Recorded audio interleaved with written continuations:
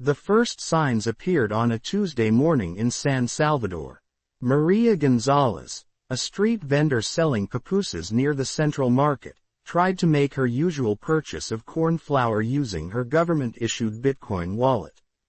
The transaction failed. She tried again. Failed. Within minutes, similar reports flooded social media across El Salvador.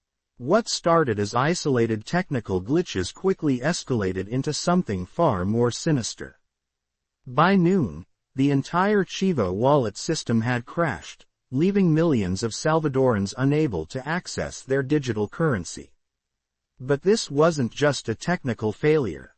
This was the beginning of the most devastating financial collapse in Central American history, orchestrated through a stablecoin that promised stability but delivered chaos. The architect of this catastrophe was Dr. Elena Vázquez, a brilliant economist who had spent 15 years studying monetary policy in developing nations. Born in Guatemala but educated at Harvard and MIT, Elena had witnessed firsthand how currency instability destroyed lives across Latin America. Her doctoral thesis, Algorithmic Stability in Emerging Markets, had caught the attention of tech entrepreneurs and government officials alike. Elena's vision was elegant in its simplicity. Create a stablecoin backed not by traditional assets, but by an algorithmic system that would automatically adjust supply based on economic indicators from participating countries.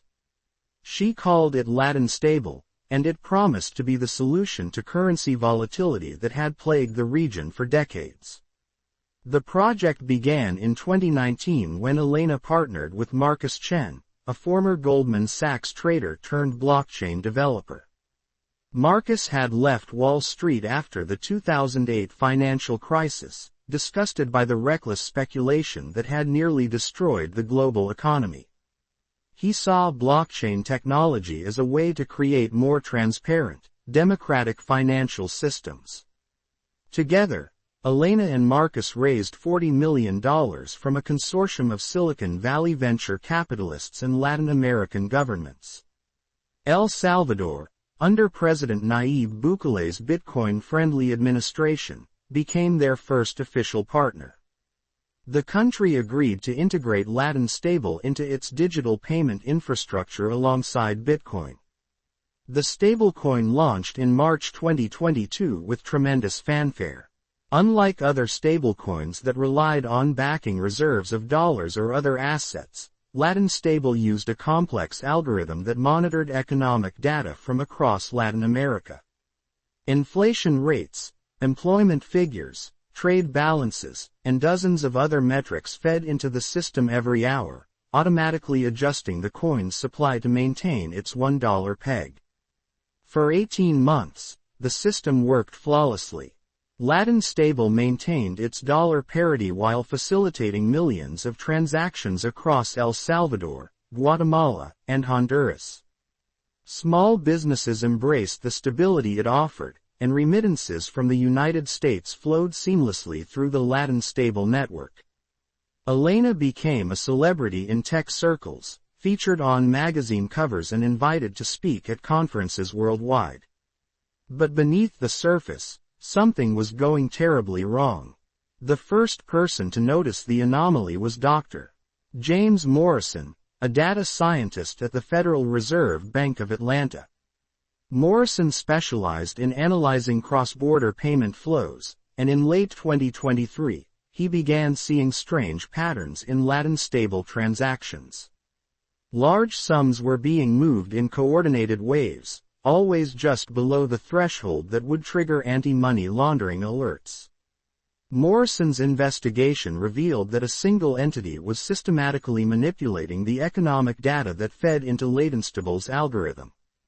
By creating fake trade invoices, falsifying employment statistics, and flooding the system with synthetic economic indicators, this mysterious actor was gradually corrupting the stablecoin's stability mechanism.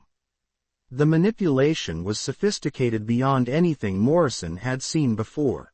Whoever was behind it had deep knowledge of both blockchain technology and macroeconomic theory. They were essentially conducting a slow-motion attack on an entire monetary system, and they were doing it from the shadows. Morrison tried to raise alarms within the Federal Reserve, but his warnings fell on deaf ears. Latin Stable was a foreign cryptocurrency with no direct impact on the U.S. financial system. His supervisors were more concerned with domestic inflation and traditional banking oversight. Frustrated, Morrison reached out directly to Elena Vazquez.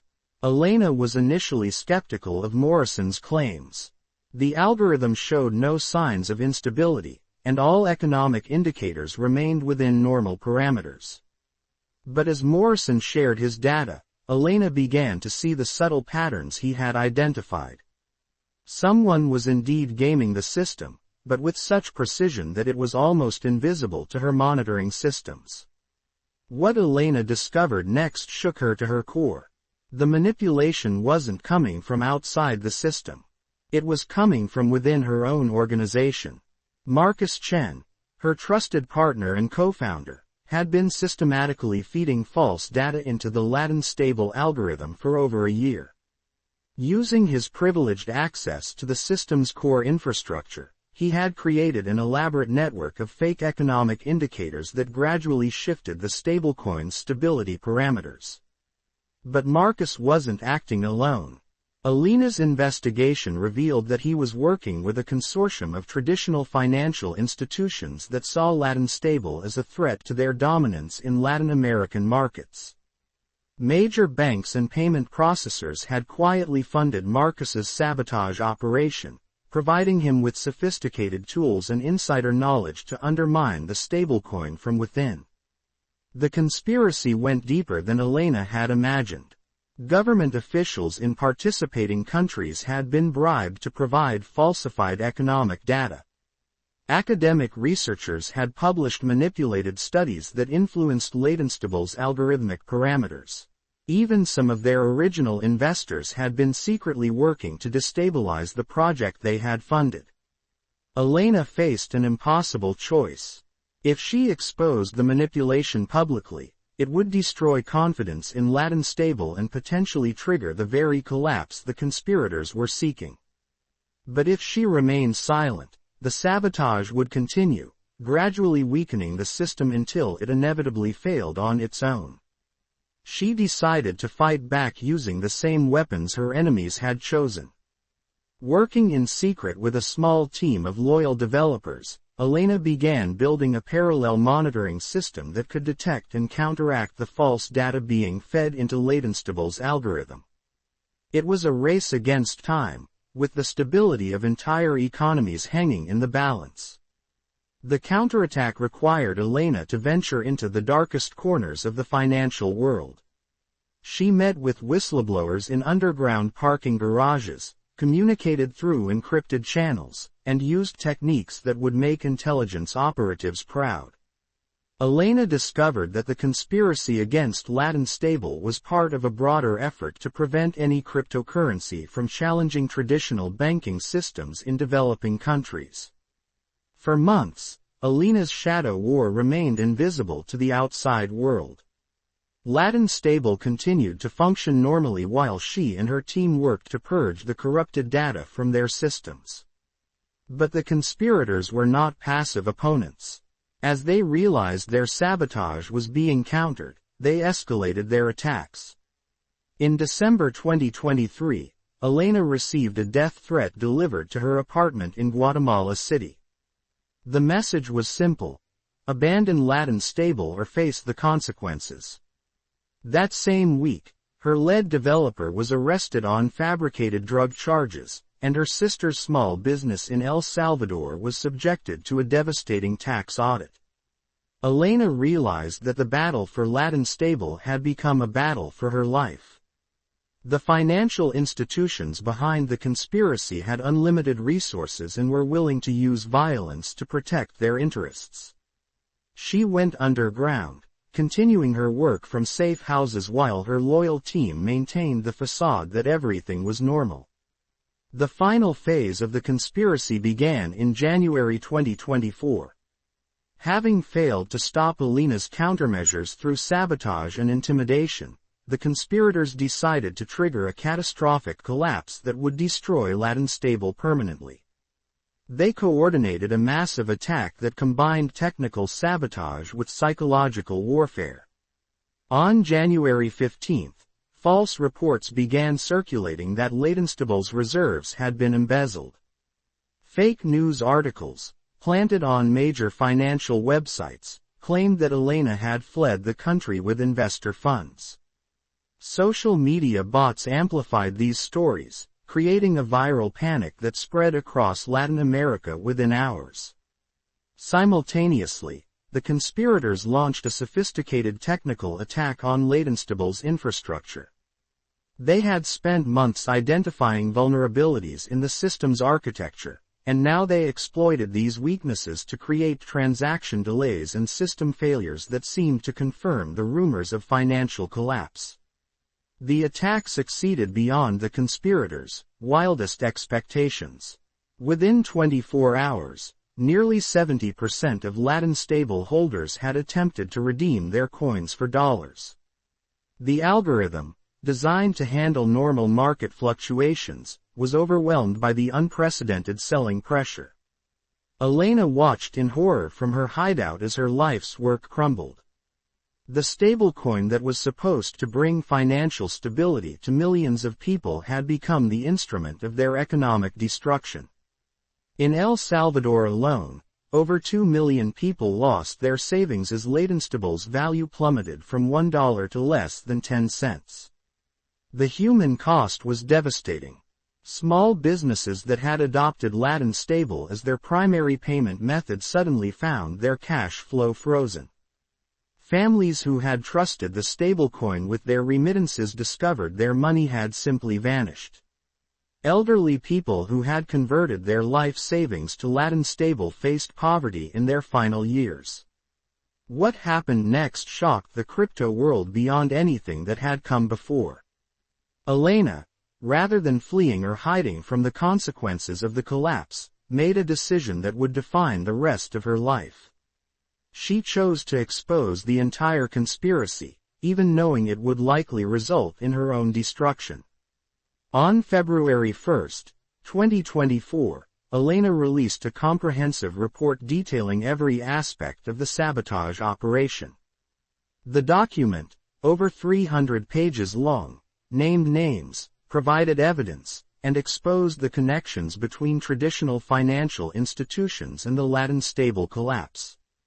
She published it simultaneously on every major social media platform and sent copies to journalists worldwide.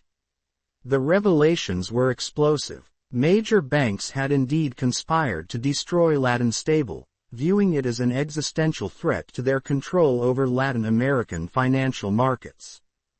Government officials had accepted bribes to provide false economic data.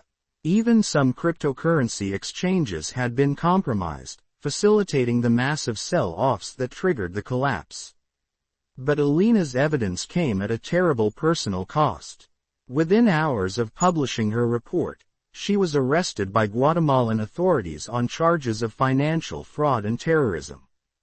The banks she had exposed used their political connections to ensure she faced the maximum possible penalties for her whistleblowing.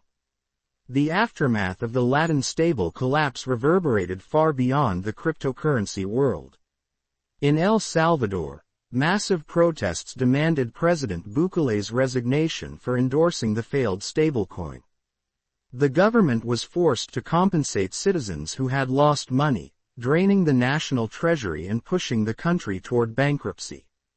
Similar scenes played out across Central America. In Honduras, the collapse of Latin Stable triggered a run on traditional banks as citizens lost faith in all financial institutions. Guatemala's economy contracted by 5% as small businesses struggled to recover from their losses. The dream of financial inclusion through cryptocurrency had become a nightmare of economic devastation. Elena spent 2 years in prison while her case slowly worked through the courts. Her legal team, funded by cryptocurrency advocates and human rights organizations, argued that she was a whistleblower who had exposed genuine financial crimes. The prosecution, backed by the same banks she had revealed as conspirators, painted her as a reckless entrepreneur whose incompetence had caused untold suffering.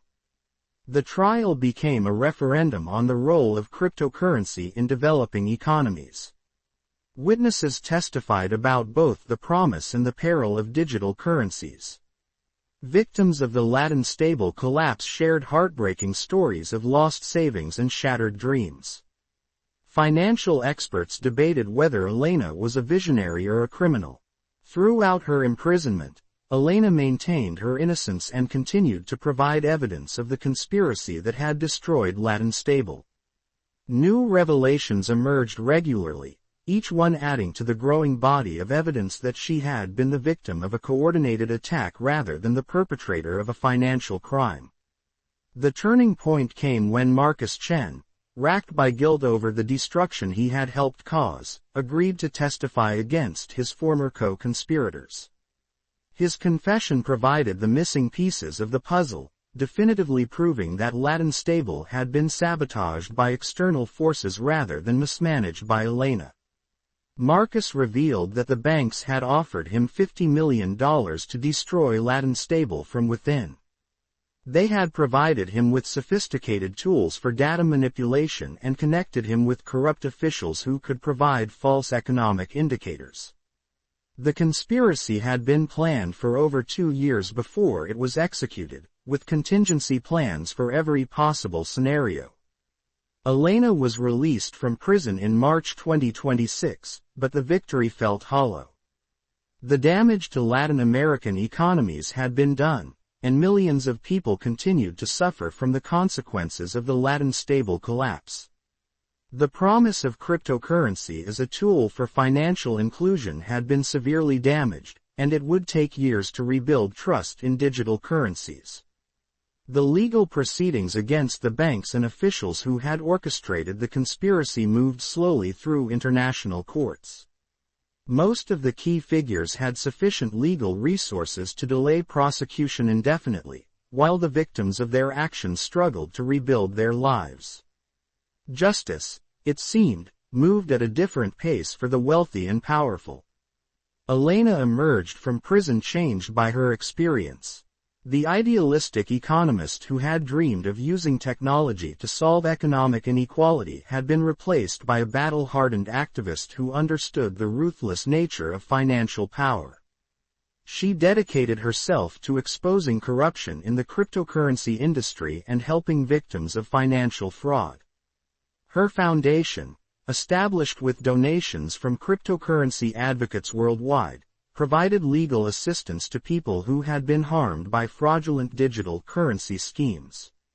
Elena used her expertise and hard-won experience to identify warning signs of manipulation and educate potential victims about the risks they faced. The Latin stable case became a watershed moment in cryptocurrency regulation. Governments around the world implemented new oversight mechanisms designed to prevent similar conspiracies in the future. The European Union passed comprehensive legislation requiring algorithmic stablecoins to maintain transparent reserve audits and publish all economic data sources. But for the millions of people who had lost their savings in the collapse, these regulatory improvements came too late. Many families never recovered financially from their losses. Small businesses that had embraced Latin stable were forced to close permanently. The economic development that the stablecoin was supposed to facilitate had been set back by years. Elena often reflected on the cruel irony of her situation. She had set out to create a more stable and equitable financial system, only to become the unwitting architect of one of the most devastating financial collapses in Latin American history. The technology she had believed would democratize finance had instead been weaponized by the very institutions she sought to challenge. The conspiracy that destroyed Latin stable revealed uncomfortable truths about power and innovation in the digital age. Traditional financial institutions, faced with threats to their dominance, were willing to use any means necessary to eliminate competition. They could corrupt data, bribe officials, manipulate markets, and destroy lives, all while maintaining the facade of legitimate business practices. Years later, as Elena continued her work exposing financial fraud, she received an unexpected visitor. Dr. James Morrison, the Federal Reserve economist who had first identified the manipulation of Latin stable, came to see her at her foundation's headquarters in Mexico City. Morrison brought disturbing news. His analysis of global cryptocurrency markets had revealed patterns similar to those he had identified in the Latin stable case. Other stablecoins and digital currencies were showing signs of coordinated manipulation, suggesting that the conspiracy Elena had exposed was not an isolated incident but part of a broader campaign against cryptocurrency adoption. The two economists began collaborating on a new investigation, determined to prevent future collapses like the one that had devastated Latin stable. Their work revealed a shadowy network of traditional financial institutions that were systematically undermining cryptocurrency projects around the world, using increasingly sophisticated methods to maintain their control over global financial systems. Elena's story became a cautionary tale that was studied in business schools and economics departments worldwide. Her experience demonstrated both the potential of blockchain technology to transform finance and the fierce resistance such innovations would face from established interests. The collapse of Latin stable served as a reminder that technological progress alone was insufficient to overcome entrenched power structures. The human cost of the Latin stable collapse continued to reverberate years after the initial crisis. Support groups formed in affected communities, bringing together people who had lost everything in the collapse. These groups became not just sources of emotional support but also advocates for stronger cryptocurrency regulations and better protection for consumers. Elena often spoke at these gatherings, sharing her own story of loss and redemption while encouraging others to continue fighting for justice. Her message was consistent. The collapse of Latin stable was not a failure of cryptocurrency technology but a demonstration of how that technology could be weaponized by those who feared its transformative potential. The legal battles against the banks and officials responsible for the conspiracy dragged on for years, with mixed results. Some lower-level participants were convicted and sentenced to prison terms, but the main architects of the conspiracy used their wealth and connections to avoid serious consequences. The pattern was familiar to anyone who had studied financial crimes. The people who caused the most damage faced the least punishment. Elena's foundation expanded its work beyond cryptocurrency fraud to address broader issues of financial exploitation in developing countries. They documented cases where traditional banks had used predatory lending practices to trap vulnerable populations in cycles of debt. They exposed currency manipulation schemes that had destabilized national economies. They revealed how international financial institutions had used their power to maintain economic dependency relationships with developing nations. The work was dangerous and often thankless. Elena and her team faced constant threats from powerful interests who wanted to silence their investigations. They operated on minimal budgets while confronting organizations with unlimited resources.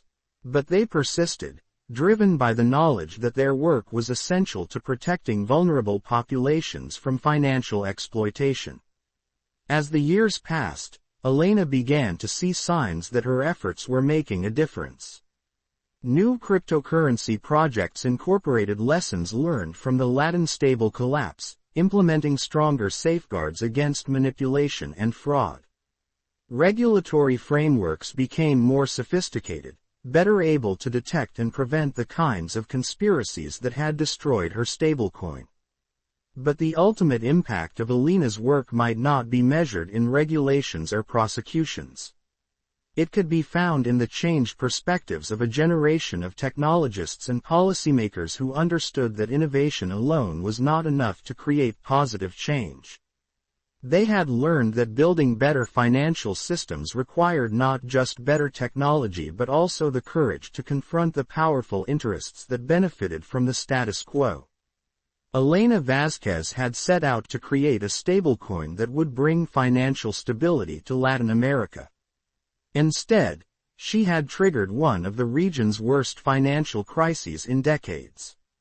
But from the ashes of that failure, she had built something perhaps more valuable, a movement dedicated to exposing and preventing financial fraud that targeted the world's most vulnerable populations.